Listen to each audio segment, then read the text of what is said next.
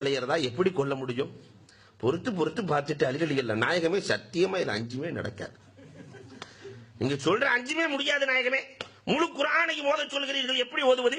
ஒவ்வொரு நாளைக்கும் 4000 தர்மம் செய்ய சொல்கிறீர்கள், எப்படி செய்வது? ஒவ்வொரு நாளும் காபாவை மக்கா மதீனாவில் இருந்து கொண்டு எப்படி மக்காவுக்கு செல்வது? நாயகமே ஒன்றுமே முடியாது. சொர்க்கத்தினுடைய இடத்தை எப்படி பாதுகாக்க முடியும்? எப்படி எதிரிகளை எல்லாம் அழிக்க முடியும்? நடக்காது. பெருமானார் ஏன் நடக்காது? உறங்குவதற்கு முன்னால் 3 முறை குல்குவல்லாகவே ஓதிக்கொள், முழு குர்ஆனையும் ஓதிய நன்மை கிடைத்து விடும். இல்லையே 3 முறை பெட்ரூம்ல எழுதி வச்சுக்கங்க. இத போன உடனே எல்லாரும் பார்த்து இதை செய்யக்கூடிய வளமை வந்துவிட வேண்டும். 4 முறை சூரத்துல் ஃபாத்திஹாவை ஓதிக்கொள் அலியே, 4000 திர்ஹம் தர்மம் செய்த நன்மையை அல்லாஹ் கொடுத்து விடுவான் அலியே. 4 முறை. 4வது கலிமாவை 10 முறை ஓதிக்கொள் அலியே. 4வது கலிமாவை 10 முறை ஓதிக்கொள் அலியே. லா இலாஹ இல்லல்லாஹு வஹ்தஹு லா ஷரீக லஹ் லஹுல் முல்கு வ லஹுல் ஹம்த் பியதிஹில் கைர் வ ஹுவ அலா குல்லி ஷைஇன் கதீர். இன்னொரு ரிவாயத்துல யுஹ்யி வ யுமீத்து பியதிஹில் கைர் வ ஹுவ அலா குல்லி ஷைஇன் கதீர். 10 முறை ஓதிக்கொள். ஓதினால் காபத்துல்லாவை தவாப் செய்த நன்மை கிடைத்துவிடும்.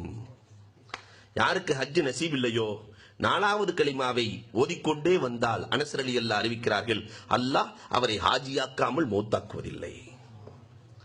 4வது கலிமாவின் ஆற்றல் அலாதியானது. இதை 10 முறை ஓதாமல் உறங்காதே அலியே.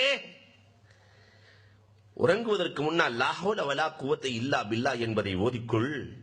அதை 10 முறை நீ ஓதினால் சொர்க்கத்தில் உன் இடம் பாதுகாக்கப்படும் என்றார்கள். மந்திர சொற்களில் சிறந்த மந்திர சொல் லா ஹவ்ல வலா குவத்த இல்லா பில்லாஹ். இந்த லா ஹவ்ல வலா குவத்தை பற்றி பெருமானார் சொல்லுகிற பொழுது, இது கன்சுல் அர்ஷ், அர்ஷுக்கு கீழே கொடுக்கப்பட்ட வார்த்தை, எழுதப்பட்டிருந்த வார்த்தை. இதிலே 99 நோய்களுக்கு நிவாரணம் இருக்கிறது, அதில் குறைந்தது கவலை என்றார்கள் கண்மணி நாயகம் ஸல்லல்லாஹு அலைஹி வஸல்லம். அவுஃப் இப்னு மாலிக்குல் அஸ்ஜஇ ரலியல்லாஹு தஆலா வருகிறார்கள், என் பையனை காணல நாயகமே, என் பையனை காணவில்லை நாயகமே, அதற்கு என்ன செய்வது நாயகமே? பெருமானார் ஸல்லல்லாஹு அலைஹி வஸல்லம் சொன்னார்கள், லா ஹவ்ல வலா குவத்த ஓதிக்கோ. நேரா மனைவிட்ட போய் சொன்னாரு. பெருமானார்ட்ட போய் கேட்டேன், லா ஹவ்ல ஓதிக்க சொல்லிட்டாங்க. வீட்டுல 2 பேர் உட்கார்ந்து ஓதிக்கிட்டே இருக்காங்க லா ஹவ்ல வலா குவத்த. ஒரு சில தினங்கள் தான் ஆகிறது, 4-5 நாட்கள் ஆகிறது. இரவு நேரத்திலே திடீரென்று கதவு தட்டப்படுகிறது. யார் என்று திறந்து பார்த்தால் தன் மகன் மாலிக் இப்னு அஸ்ஜஇல் அஸ்ஜஇ ரலியல்லாஹு தஆலா என்பவர்கள் கதவை தட்டி 4000 ஆடுகளோடு வந்து நிற்கிறார்கள். போன மகன் 4000 ஆட்டோடு வந்து நிற்கிறார். நேரா பெருமானார்ட்ட இரவோடு இரவாக கொண்டு போய் நிறுத்துகிறார்கள். போன மகன் கிடைச்சிட்டாரு. பெருமானார் ஸல்லல்லாஹு அலைஹி வஸல்லம் அவர்கள் காரணம் கேட்கிறார்கள். மகன் காரணம் சொல்கிறார். மாலிக் அழகாக காரணம் சொன்னார். என்னை எதிரிகள் கடத்தி சென்றார்கள் கொலை செய்வதற்காக. அஷ்ஹுருல் ஹுரும், சங்கைக்குரிய மாதமாக இருந்த காரணத்தினால் கொலை செய்ய முடியாமல் ஆடு மேய்ப்பதற்காக என்னை போட்டிருந்தார்கள். என்னை பாதுகாக்க ஒருவனை வைத்திருந்தார்கள். அவன் குடித்துவிட்டு உறங்கினான். அதை பயன்படுத்தி கொண்டு நான் ஓடி வந்தேன். மதீனாவின் எல்லை வரை ஓடி வந்து திரும்பி பார்த்தால் நான் மேய்த்த ஆடுகளும் என்னோடு சேர்த்து ஓடி வந்திருக்கிறேன். நான் மேய்த்த ஆடுகள், நான் ஓடுறத பார்த்துட்டு எஜமா ஓடுறாரு, என்ன பிரச்சனையோ தெரியல, அதுக்கு ஓடி வந்து விட்டது. பெருமானார் ஸல்லல்லாஹு அலைஹி வஸல்லம் சிரிக்கிறார்கள். பார்த்தீர்களா பார்த்தீர்களா, லா ஹவ்ல என்ன வேலையை செய்தது? உங்கள் மகனை மட்டுமல்ல 4000 ஆடுகளை கூட்டி வந்தது. இதுதான் லா ஹவ்ல.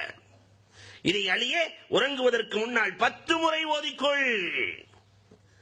சொர்க்கத்திலே உன்னுடைய இடம் பாதுகாக்கப்படும். உலகத்தில் எதிரிகளிலேயே பெரிய எதிரி இப்லீஸ். உறங்குவதற்கு முன்னால் அஸ்தாஃபிருல்லாஹ் வ அதூபு இலைஹி என்று தௌபா செய்து கொள்.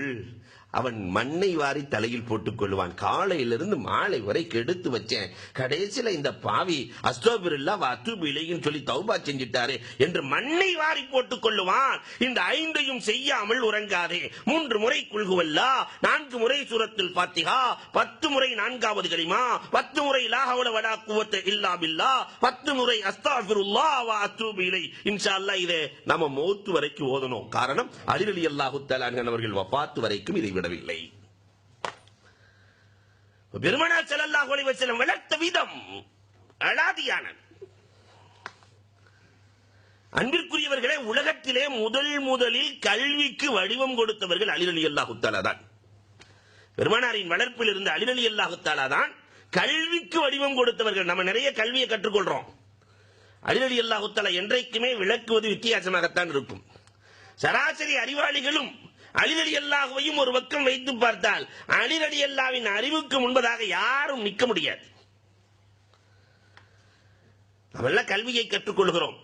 இந்த கல்விக்கு ஒரு வடிவம் அலி ரலியல்லாஹு தஆலா தன்னுடைய மாணவர்களை அழைத்து சொல்லுவார்கள், மனிதர்களுக்கு எப்படி உறுப்புகள் இருக்கிறதோ இதை போன்று கல்விக்கும் உருவம் இருக்கிறது என்கிறார்கள்.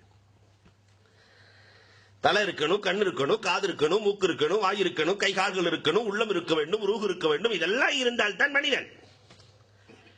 இதை போன்றுதான் கல்விக்கும் தலை இருக்கிறது, கண் இருக்கிறது, காது இருக்கிறது, மூக்கு இருக்கிறது, வாய் இருக்கிறது, எல்லாம் இருக்கிறது. ஏதாவது ஒன்று பழுதுபட்டால், கண்ணு தெரியலன்னா அவனுக்கு பேர் குருடன், காது கேட்கலன்னா அவனுக்கு பேரு செவிடன், கைகால் வேலை செய்யவில்லை என்றால் அவனுக்கு பேர் நொண்டி, தலையே இல்லை என்று சொன்னால் அவனுக்கு பேர் முண்டம். பெருமானார் ஸல்லல்லாஹு அலைஹி வஸல்லத்தினுடைய மருமகனார் அலி ரலியல்லாஹு தஆலா சொன்னார்கள், கல்விக்கு தலை இருக்கிறது, ரஅசுல் இல்ம், கல்விக்கு தலை இருக்கிறது. அது எது தெரியுமா? தன் தோழர்களை பார்த்து கேட்கிறார்கள், மாணவர்களை பார்த்து. அந்த தலை உள்ள கல்வி இருந்தது என்று சொன்னால் உண்மையிலேயே அவன் உயர்ந்த கல்வியை படிக்கிறான் என்று பொருள். கல்விக்கு தலை அத்தவாலு, பணிவு என்றார்கள். எங்கே பணிவு இருக்கிறதோ, எந்த கல்வியிலே பணிவு இருக்கிறதோ அங்கு தலை உள்ள கல்வி இருக்கிறது என்றார்கள் அலி ரலியல்லாஹு தஆலா. இன்னைக்கு நம்முடைய கல்விகள் எல்லாம் தலை இருக்கிறதா, பணிவு இருக்கிறதா? நான் படிச்ச காலத்தில் ஐயாசாமி வாத்தியார்னு ஒருத்தர் இருந்தார்.